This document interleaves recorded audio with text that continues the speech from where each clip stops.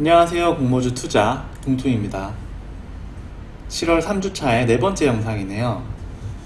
이번 한 주는 공모주 청약 일정이 정말 많은 것 같습니다.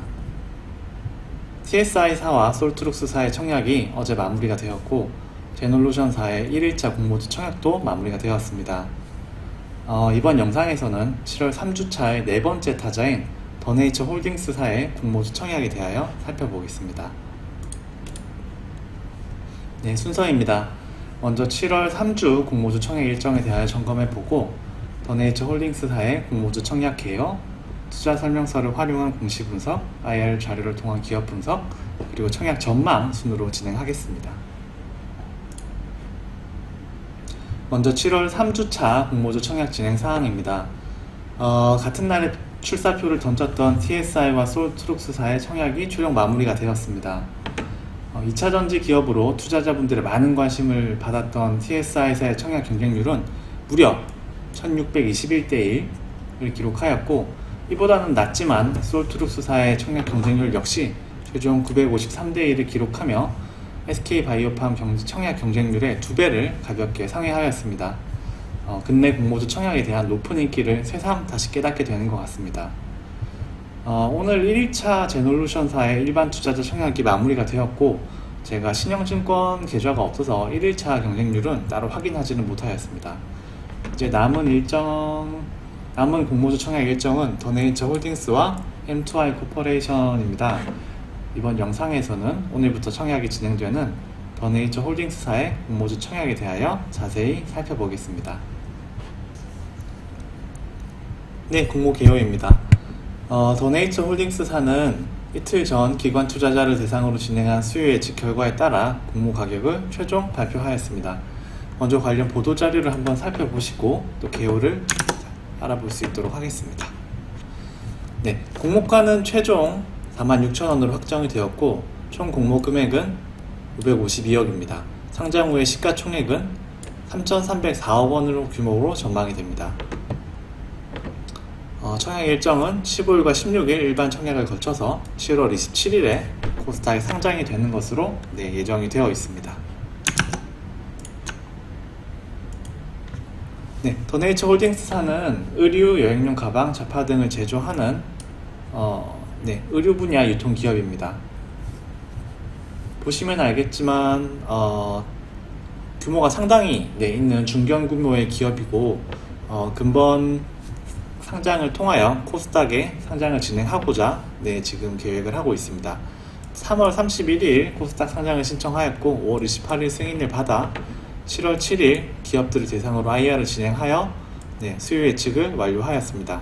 공모주 청약 일정은 7월 15일부터 16일 양일 동안 진행되며, 상장은 7월 27일로 예정이 되어 있습니다. 공모 가격은 최종 46,000원으로 확정이 되었고, 공모 가격은 총 공모 주식수는 120만 주, 일반 청약은 24만 주, 주관사는 한국투자증권입니다. 다음은 공시 분석입니다. 공모 개요를 살펴보겠습니다. 공모 가액은 말씀드렸다시피 46,000원으로 확정이 되었고, 총 모집 금액은 552억 원입니다. 주관사는 한국투자증권이며, 청약 일정은 7월 15일과 16일 양일에 걸쳐 진행이 될 예정입니다. 근본 공모의 다소 특이한 부분으로는 총 모집 물량 120만 주 중 신주 모집이 100만 주, 그리고 대표의 구주 매출로 20만 주가 진행된다는 부분입니다. 즉, 대표가 본인의 투자금 회수를 위하여 보유 주식 중 20만 주를 근본 공모를 통하여 매도를 할 예정입니다. 총 물량 120만 주 중 일반 투자자에 배정된 물량은 24만 주로 전체 물량의 20%입니다. 다음은 자금 사용 목적입니다. 총 모집 금액 552억 원 중 구주 매출 92억 원과 발행 재비용 17억 원을 제외한 443억 원에 대한 계획을 기재를 하였으며, 조금 더 자세히 살펴보자면 시설자금 200억, 운영자금 143억, 타법인 증권 취득 자금으로 100억 원을 배정하였습니다. 일단은 시설자금 부분은 신규 물류센터 구축에 100억 원, 그리고 신사업 매입에 100억 원을 배정을 하였으며 해외 진출 분야에 총 243억 원을 배정을 하였는데, 혹시 코로나19 관련 해외 진출 계획이 지연될 경우에는 차입금 상환에 100억 원, 그리고 이제 운영기금으로 143억 원을 사용할 계획으로 밝혔습니다. 다음은 회사 개요입니다. 더네이처 홀딩스사는 2004년 2월에 설립이 된 회사이며 현재 주소지는 서울시 금천구 가산 디지털로에 있습니다. 더네이처 홀딩스사는 의류용 가방, 자파 등을 제조 및 유통하는 기업이로 구체적인 사업 내용 부분은 분량이 워낙 방대하여 다음 순서인 기업 분석 때 IR 자료를 통하여 짚어볼 수 있도록 하겠습니다. 다음은 재무에 관련된 사항입니다. 먼저 재무 상태표를 한번 살펴보겠습니다.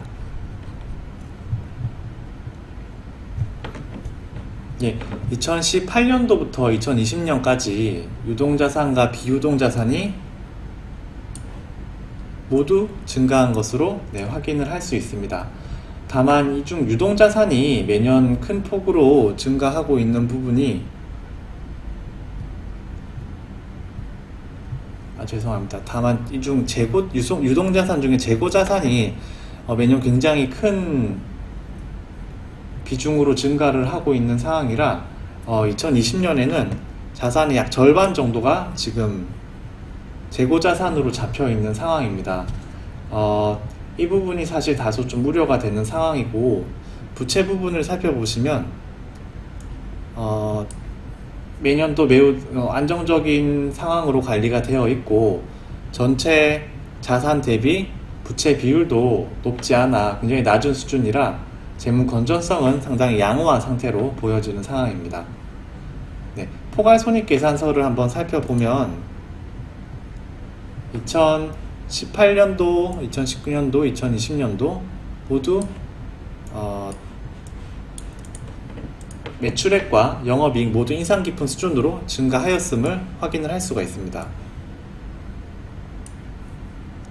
영업이익률 역시 상당히 준수한 편이고, 최근 3년간 더네이처 홀딩스사에서 상당히 성공적인 사업 결과를 만들어내고 있음을 확인을 할 수가 있습니다. 다음은 주주에 관한 사항입니다. 먼저 최대 주주 및 특수인 관계인의 주식 소유 현황을 살펴보면 박영준 대표가 25% 정도의 지분을 가지고 있고, 최대 주주와 특수관계인, 최대 주주의 배우자가 자본금의 30% 이상을 출자한 더네이처라고 하는 법인이 약 20%의 지분을 소유하고 있습니다. 이 2대 주주인 더네이처사에 대하여 보다 자세한 정보를 얻고 싶었으나 투자 설명서상에 공시가 되어 있지 않았고, 여기 계열회사 등의 사항에 기재가 되어 있지 않는 걸로 보아서는 특별히 특정 계열사로 엮여 있는 상태도 아닌 것으로 확인이 됩니다. 그러다 보니까 이렇게 지분이 20%나 보유하고 있는 2대 주주이면서 해당 상장회사와의 관계나 대표의 지분, 사업에 대한 부분 등이 명료하게 나와 있지 않아서 지배 구조에 관련된 의문점이 여전히 좀 남아 있는 상황입니다. 이 외에도 이제 VC나 펀드, 전문 투자자 등이 보유한 지분이 약 30%, 그리고 소액주주가 보유한 지분이 약 10% 정도가 지금 잡혀 있는 것으로 확인이 되고, 이러다 보니 이제 기존 투자자들이 더네이처 홀딩스사의 코스닥 상장 이후 수익 실현을 위하여 보유한 주식을 매도하고자 할 경우에는 유통 물량이 이제 과다하게 몰리면서 주식 가격에 좋지 못한 영향을 미칠 우려 역시 존재하고 있는 상황입니다. 다음은 기관 투자자 대상 IR 자료를 통하여 더네이처 홀딩스사에 대하여 보다 자세히 알아볼 수 있도록 하겠습니다.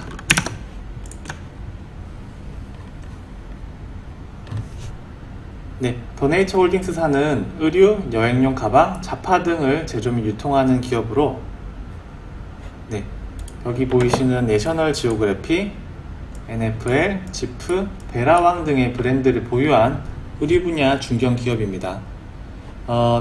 보시면 아시겠지만 해당 기업은 자사의 자체 브랜딩을 런칭해서 판매하는 방식이 아니라 대중의 눈에 익숙한 브랜드와 라이선스 계약을 통하여 자사의 의류 및 잡화에 적용하는 전략을 사용하고 있습니다.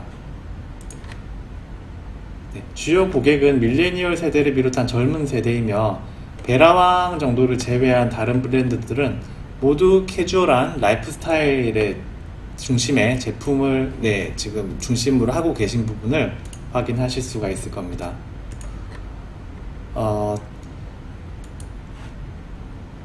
일단 사업 성과 부분은 2017년부터 18년, 19년 이제 엄청난 규모로 매출과 매장 수가 증가하였고, 코로나 사태로 비교적 어려움을 겪었던 2020년에도 예전만큼의 성장률은 아니지만 견조한 수준의 성장률을 보여주고 있습니다. 영업이익률 역시 매우 양호한 수준을 보여주고 있는 상황입니다.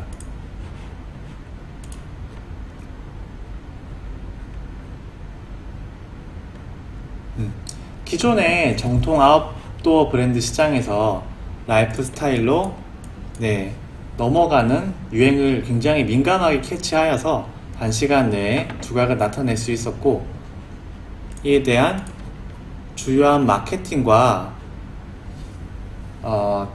훌륭한 기획력으로 브랜드의 역량을 만들어 왔습니다. 기존에는 온라인보다는 오프라인 쪽 매점의 비율이 매출의 비중이 훨씬 높았으나 온라인 매출 역시 점진적으로 확대해 가고 있는 상황입니다. 또한 이제 홍콩 및 현지 법인과 대만 파트너사를 통한 해외 진출 역시 시도를 하고 있는 상황입니다. 유행에 맞추어 신규 브랜드를 런칭을 하고 있는 상황이며,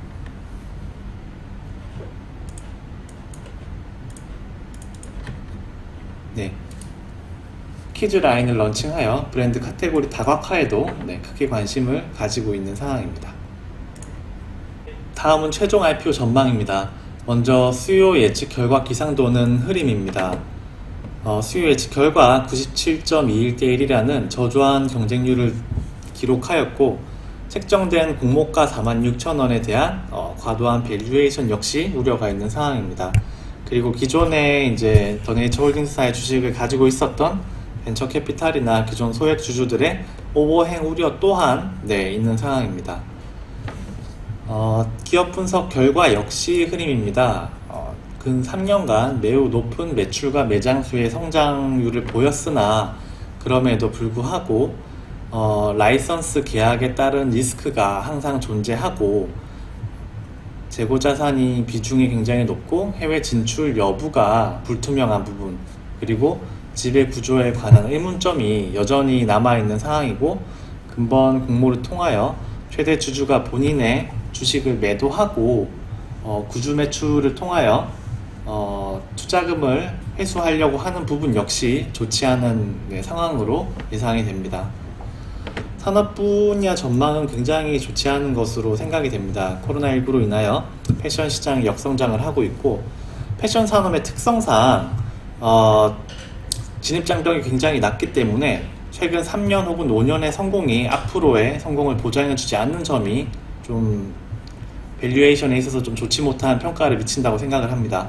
그리고 이제 더네이처홀딩스사의 제품이 기본적으로 젊은 세대들을 기반으로 한 유행에 민감한 제품들이 다대한데, 이러한 제품들은 굉장히 유행에 민감하기 때문에 앞으로 3년 후, 5년 후에 유행이 바뀔 때 더네이처홀딩스사가 어떤 액션을 하는지에 따라서 충분히 더 좋아질 수도 있고 혹은 더 나빠질 수도 있기 때문에 불확실성이 크다. 그렇기 때문에 산업 분야의 전망 자체가 그렇게 좋지 않다고 전망을 할 수 있습니다.